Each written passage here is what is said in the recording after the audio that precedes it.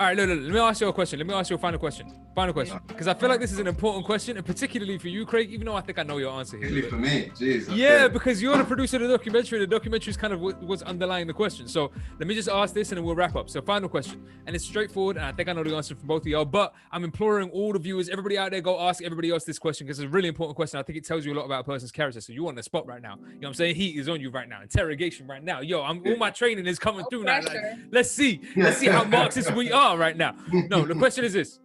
And I feel like I know how you're going to answer, but in any case, entertain me. Question is, if you could, here's your choice. Here's your choice. You got choice A or choice B?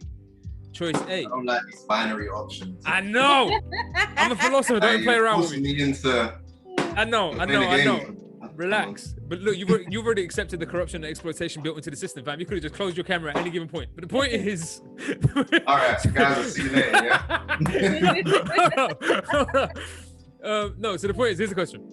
A or B, you can either allow yourself, let's say, an improved chance of personal enormous wealth, but the general global system stays exactly as it is. Or, that's option A. Like this, a genie comes by, gives you an option, you can pick. So your option A is that. Genie offers you option B. And option, yes, I know the kind of racial stereotypes and me being the genie. Stop it. But the point is, option B, okay, well, I give you option B. I didn't make that connection until you said it, to be honest. Like, I didn't think about that. All right, I'm traumatized by Disney movies. Do you know how weird it was being an Arab watching Aladdin going, there's nothing Arabic about this, but y'all keep saying he's Aladdin? I don't know. Anyway, it's weird. The point is, so that's option A. Option B, you forego, let's say you divest or you forego any possibility of personal wealth, but you remove the possibility of poverty anywhere on planet Earth. So option A, to reiterate, option A is you let's just say you guarantee yourself the likelihood of personal wealth, but the system stays as it is. Or option B is you remove the possibility of your own personal wealth, but no one on planet Earth is ever poor again. Destitute, poor, hungry, the kind of poor that we're talking about. Option A or option B? Tans, which way are you going? B. B, easy. That was quick. Easy. I already know.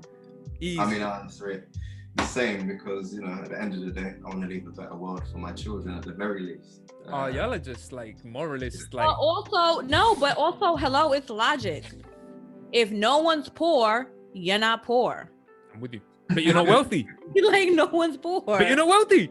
Who cares? Listen, I'm only asking this question because I feel like, even though I know what both your answers are going to be, I feel what like is wealthy though? Like, what are you sort of saying is wealth? Whatever you like, whatever you consider to be wealth. Like Jeff Bezos kind of level. Yeah, what's a genie, right? So the idea is you give people whatever their dream of luxury and success is. Like whatever the hell it is that you want for the rest of your life, you can have that, but the world has to stay what it is. Or you guarantee that nobody can ever be poor again, but you ain't ever going to get that thing that you want. And this is the thing, right, with that kind of question is because people have different reasons, like different motivations for why they want to be rich or famous or just like accumulate wealth, right? Like, but this is maybe a conversation for another seminar. But are we saying that if you reach those things, that then reach a state of, what do they call it in philosophy, ether, eudaimonia, like a level of happiness? Eudaimonia, yeah. I mean, that's a conversation for another time, but it is. Yeah, I would definitely pick B. You would pick B. I would pick B too. I just feel like if we ask all the viewers out there, if you ask your friends and your family, whatever else, I feel like you'd be surprised by some of the answers. Craig, we have a mutual friend who answered A. Really? I'll tell you afterwards who it is, but answered A after thought as well. It wasn't even like a reflex. It was thought about and then went, nah, A. But in some ways, that's the world we live in today, right? Like identity politics, right? See the world from your personal perspective, right? Facts. And judge the world based on your personal experience. Sorry, that's an interesting definition of identity politics, seeing the world from your perspective. I think it's right. It's correct. I agree with it. Mm-hmm. But I've never... From a subjective perspective, you can look at it objectively and talk about the other kind of... because I've never heard anyone ever describe identity politics as that, as seeing the world only from your perspective. I mean, that's how I at least understand it. I mean, when you kind of consider the different variables, I think that's just like your individual experience. Like, for example, I only consider what I know in terms of what I've experienced, right? And I give an example. I was watching Match of the Day the other day, and there was a footballer for Sweden. I think his name is Alexander Isak. Yeah, I know him. He was doing an interview with Gary Lineker, right? Yeah. And they were saying, oh, you know Gary Lineker? And he was like, no, who's that? And they were like, well, you know, he was a top goal scorer at the 1986 World Cup. And he was like, oh, he's just some old man in a studio. You know, I was born in 1994. I don't know who he is. And I kind of felt like what he was saying was, well, unless it's in my purview of experience or consciousness at least, then it doesn't matter. It doesn't exist to me, right? What's the point in knowing? And I think that's the kind of space we're being pushed into generally as a population. No, I agree with you, man. I agree with you. And on that really uplifting, positive, everybody's so happy. Hey, y'all gonna enjoy the rest of your lives, no?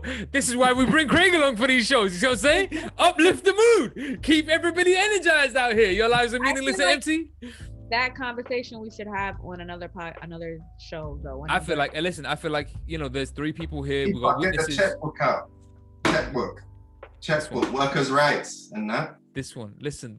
When I'm paid, my people will eat. All right, but I'm hungry too. Yo, we working on this. All right, but look. In any case, I feel like we should wrap up. So I want to say thank you to you, Tans, obviously for always being here. But obviously, special guest appearance from Craig. Thank you, Craig. Producer, my boy, homie.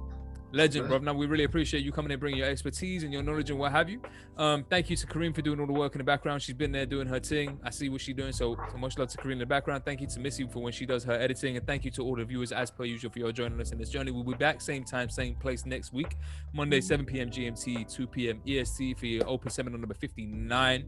I have no idea what we'll talk about. Lessons from literature next week, right? So we're back on Frantz Fanon. So we're back with Frantz Fanon next week, so we're going to finish off Black Skin, White Mask. Yeah, don't start getting excited like you want to get in on the conversations now, homie. Some of us put it in the work already, okay? But in any case, yeah, so we'll be back for that next week. Thank y'all for coming along. Of course, y'all go get vaccinated up, stay healthy, stay safe, do what y'all need to do, follow all the rules, don't be crazy out here. This is a real thing. And in case anybody had any doubts or anybody was unsure, Black Lives been matter, Black Lives still matter, Black Lives will matter. That's just what it is over here. That's what it's always going to be over here. Anybody disagrees, we speak to you on no time. Never. Otherwise, peace, love, unity, blessings, health, prosperity, all of that great ish. We'll see y'all next week, man. Peace, man. We out.